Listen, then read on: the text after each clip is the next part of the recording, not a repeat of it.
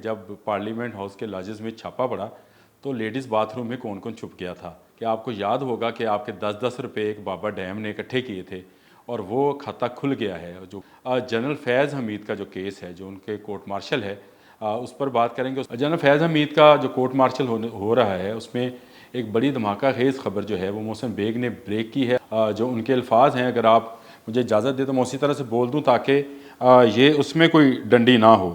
उनका कहना है कि जो फसाद खान है, जो फसादी खान, वो इमरान खान को शायद फसादी खान कहते हैं, उन्होंने कहा बुरी तरह फंसने जा रहे हैं क्योंकि उनके जो राब्ते थे वो 9 मई के बाद भी और जेल में से भी जनरल फैज़ हमीद के साथ हैं। उन्होंने जो सबूत इकट्ठे किए गए हैं उसमें साबित हुआ है कि दोनों साहबान जो है वो राब्ते में थे। फितना खान, फसाद खान, उन्होंने 2 नाम यूज़ किए हैं बानी पीटीआई के लिए। फितना खान और फसाद खान वो भी अब शिकंजे में आएंगे और उन पर भी कोर्ट मार्शल की तरह से ही केस चलेगा। जनरल फैज़ हमीद के मतलब जो इस वक्त ख़बर आम है कि उनके तरीके तालिबान पाकिस्तान के साथ तल्लुकात को भी जो है वो बताया जा रहा है। इमरान खान को भी अब इस कोर्ट मार्शल का सामना करना पड़ेगा, चाहे वो उन्हें गवाह के तौर पे शुरू में बुलाया जाए या उनको मुलव्वस फ़र्द की सूरत में बुलाया जाए, लेकिन वो आएंगे ज़रूर। मैं जस्टिस काजी फ़ाइज़ ईसा साहब से दरख्वास्त करूँगा, उनसे दस्तबस्ता रिक्वेस्ट करूँगा कि असल तो असल है, ये तो महफूज है, वो जो सूद है उसका भी हिसाब ज़रूर लें कि वो पैसा कहाँ है। कि जितने डैम्स बनते हैं, वापडा जो बनाता है, जो फाक बनाता है, क्या तमाम मामलात को सुप्रीम कोर्ट में लाया जाता है। बिस्मिल्लाहिर्रहमानिर्रहीम, अस्सलाम वालेकुम। बोलता कालम के साथ मैं हूँ आमिर रज़ा खान। आज ख़बरें मज़ेदार भी हैं और गर्म भी। मज़ेदार इसलिए कि आपको ये भी बताना है कि जब पार्लियामेंट हाउस के लॉजेस में छापा पड़ा तो लेडीज़ बाथरूम में कौन कौन छुप गया था। और गर्मा गर्म इसलिए कि आपको याद होगा कि आपके 10-10 रुपये एक बाबा डैम ने इकट्ठे किए थे और वो खाता खुल गया है। जो कहा जाता था कि बाबा डैम ने चारपाई डालकर डैम बनवाना था, बाद में वो अपनी बमा अहल-ए-याल दरिया टेम्स के किनारे तस्वीरें बनवाता रहा। उसकी बात करेंगे और इसके साथ साथ फिर जनरल फैज़ हमीद का जो केस है, जो उनके कोर्ट मार्शल है, उस पर बात करेंगे। उस पर एक धमाका खेज़ खबर जो है वो मौजूद है और वो भी आपको दूंगा। लेकिन सबसे पहले पार्लियामेंट लॉजेस के लेडीज़ बाथरूम में कौन कौन छुपा था। ये ख़बरें तो आ रही हैं कि जब छापा पड़ा तो उस वक्त इधर उधर भाग गए तमाम पार्लियामेंटेरियन, उनके हवारी, उनके गार्ड्स सब भाग भूग गए और छुपते फिरे थे। लेकिन उसी में से एक ख़बर ये भी निकल कर आई है कि 2 अरकान असम्बली जो है वो लेडीज़ बाथरूम में छुप गए। लेकिन जो दिल वाले आए थे वो दुल्हनियाँ लेकर जाएंगे। जिनको सुहाग रात मनानी होती है वो कभी दुल्हन पताल में भी हो तो निकाल लेते हैं, लेडीज़ बाथरूम तो बड़ी दूर की बात है। उन्होंने यही किया और उन्होंने लेडीज़ बाथरूम का दरवाज़ा तोड़ा और उसमें से 2 अरकान असम्बली बरामद हुए। दोनों के मतलब जो ख़बरें हैं वो नाम तो मैं आपको बता देता हूँ, लेकिन ये क्योंकि सोशल मीडियाई ख़बरें होती हैं, इसमें ज़्यादा तस्दीक नहीं हुई, लेकिन ये तस्दीक ज़रूर हुई कि 2 अरकान असम्बली पकड़े गए। जो नाम चल रहे हैं वो वकास अकरम शेख का है, जिनको शेख वकास अकरम कहते हैं, और उनके साथ साथ शाह महमूद कुरैशी जो साबिक़ वज़ीर ख़ारजा, उनके सपूत जो हैं ज़ैन कुरैशी, वो दोनों बरामद हुए। तस्वीरें भी चल रही हैं, वीडियोज़ भी चल रही हैं सोशल मीडिया पर। लेकिन ये तो हकीकत है कि जो लोग आए थे, जिनको लेने आए थे, वो उनको लेकर चले गए। हाँ, बात की बात और है कि अब असम्बली में खड़े होकर को कहे कि हमें कोई ले जा नहीं सकता था। उस वक्त तो भीगी बिल्ली की तरह सब लोग चले गए और प्रोडक्शन आर्डर जारी कर दिया। मेहरबानी है कौमी असम्बली वालों की और एयाज सादिक की, जिन्होंने आज इतला भी दिया कि जब साद रफ़ीक का प्रोडक्शन आर्डर जारी हुआ था तो तब अमल दरामद नहीं हुआ था, और उसके बाद राना सनाउल्लाह का प्रोडक्शन आर्डर जारी हुआ, उस पर भी अमल दरामद नहीं हुआ। उन्होंने जतला दिया और ये भी बता दिया कि हमने जो प्रोडक्शन आर्डर जारी किया उसमें सब जो हैं लोग इस वक्त असम्बली में मौजूद हैं।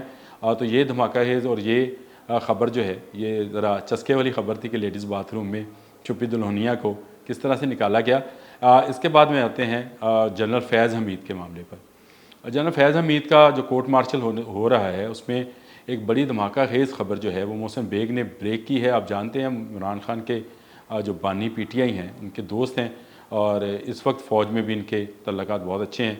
और उन्होंने तो नाम के साथ उन्होंने कहा कि जो एक इंटेलिजेंस एजेंसी काम कर रही थी इस पर under the supervision of army chief, जो उनके अल्फाज हैं, अगर आप मुझे इजाज़त दें तो मैं उसी तरह से बोल दूं ताकि ये उसमें कोई डंडी ना हो।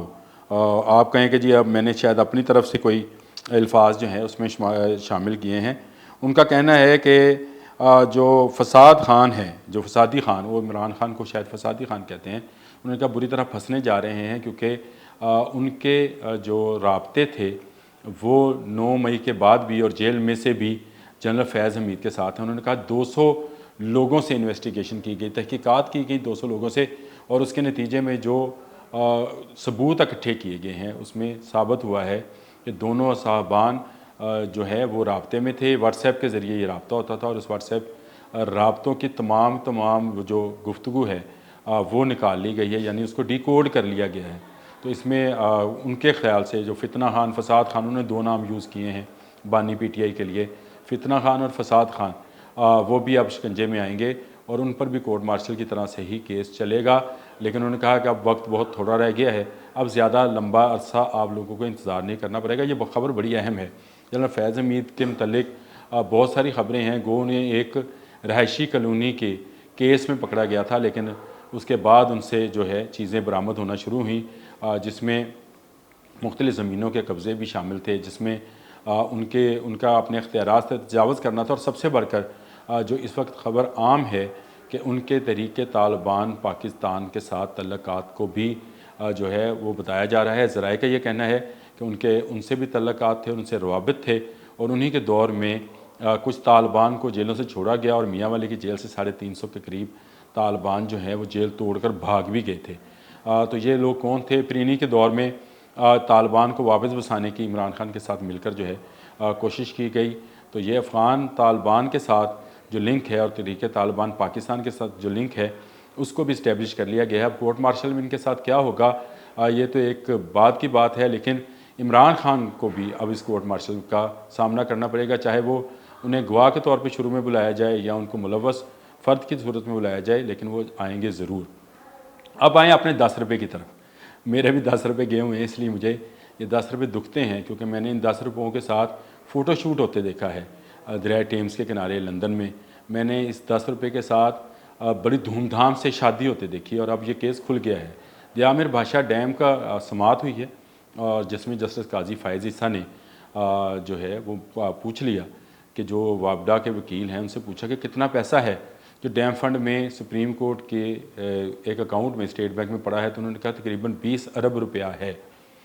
ये 20 अरब रुपया असल रकम है। आप इनको सालों को साथ देखें तो अगर इसका सूद, बैंक में कोई रकम जो है बिना सूद ना दी जाती है ना रखी जाती है, तो इसका सूद कितना है अभी इसका हिसाब होना है। मैं जस्टिस काजी फ़ायज़ ईसा साहब से दरख्वास्त करूँगा, उनसे दस्तबस्ता रिक्वेस्ट करूँगा कि असल तो असल है, ये तो महफूज है, वो जो सूद है उसका भी हिसाब ज़रूर लें कि वो पैसा कहाँ है, वो कहाँ जा रहा था, कौन इस्तेमाल कर रहा था और कैसे इस्तेमाल कर रहा था। हमें किसी पर इल्ज़ाम लगाने की ज़रूरत नहीं है, लेकिन बाबा डैम जो है उनसे ज़रूर उनको बुलाया जाए। गो वो पाकिस्तान के एक बहुत बड़े अदारे के बहुत बड़े सरबराह रहे हैं, लेकिन कानून तो सबके लिए एक है। जुर्म आमिर रज़ा करे या कोई और करे, उसको जुर्म की बर्दाश्त में सज़ा ज़रूर मिलनी चाहिए। उसमें ओहदा नहीं देखना चाहिए, उसमें उसके रुतबा नहीं देखना चाहिए। कानून सब के लिए एक होना चाहिए और इसको अंधा भी होना चाहिए। इसको नज़र नहीं आना चाहिए कौन ऊपर वाली कुर्सी पे बैठा है, कौन नीचे वाली कुर्सी पे बैठा है। तो डैम के मामला जो हैं खुल गए हैं, और इसमें काजी फ़ायज़ ईसा के रिमार्क्स जो हैं और जो उनके सवालात हैं वो बड़े अहम हैं। उन्होंने एक सवाल ये भी पूछा कि जितने डैम्स बनते हैं, वापडा जो बनाता है, जो वफाक बनाता है, क्या तमाम मामलात को सुप्रीम कोर्ट में लाया जाता है?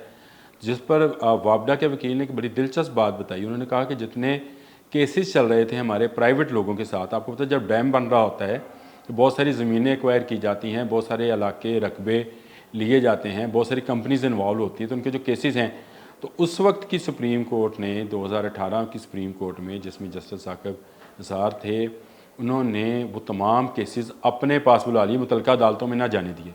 यानी उन्होंने कहा कि जो मुतलका अदालतें हैं वहाँ पर इसके फ़ैसले नहीं होंगे, ये भी सुप्रीम कोर्ट में दे देंगे। आप समझते हैं इस बात को कि जब कोई कोर्ट अपने पास केस बुलाती है तो उसका मकसद क्या होता है? उसका मकसद शायद इंसाफ देना होता है, लेकिन अगर इंसाफ आपको मुतलका कोर्ट से ना मिले तो सुप्रीम कोर्ट, हाई कोर्ट में जाए, हाई कोर्ट से ना मिले तो सुप्रीम कोर्ट में जाए। लेकिन यहाँ मामला ऑर्डर था, सुप्रीम कोर्ट पहले से बुला रही थी तमाम कंपनीज़ को। और आपको वो इस्लामाबाद के प्लाजे वाला केस याद है कि वो जो वकील था वो जज हुआ तो उसने केस अपने पास लगा लिया। तो ये कुछ इस तरह का मामला नज़र आ रहा है। अभी बहुत सारा मामला होना है। वफाक ने भी दरख्वास्त दे दी कि वो जो 20 अरब रुपया है वफाक को जारी किया जाए ताकि उसको डैम फंड में ही लगाया जाए। जिस पर जस्टिस काजी फाइज इस तरह कहते हम तो इसकी गारंटी भी लेंगे कि डैम फंड में लगाया जाए, और सुप्रीम कोर्ट के पास तो ये इख्तियार ही नहीं है कि वो पैसा रखे। ये वो सवाल था जो मुसलसल उठाया जा रहा था और जिस पर कहा जा रहा था कि उस वक्त के चीफ जस्टिस और उनके साथ साथी जजेस को, जिन्होंने ये डैम फंड का पैसा जो है अपने पास रखा, क्यों रखा, इन सवालात का जवाब तलाश किया जाए। मेरा ख्याल है इस केस में इसका फ़ैसला हो जाएगा। तो यूँ आज के कालम में 3 खबरें मैंने आपको बता दी। लेडीज़ बाथरूम में कौन कौन छुपा, जनरल फैज़ हमीद और इमरान खान, जिनको फितना खान कहते हैं, मोहसिन बेग, उनके साथ क्या होने जा रहा है, और उसके बाद बाबा डैम का मामला जो है सुप्रीम कोर्ट में खुल गया है अगले कालम तक के लिए। अल्लाह हाफ़िज़।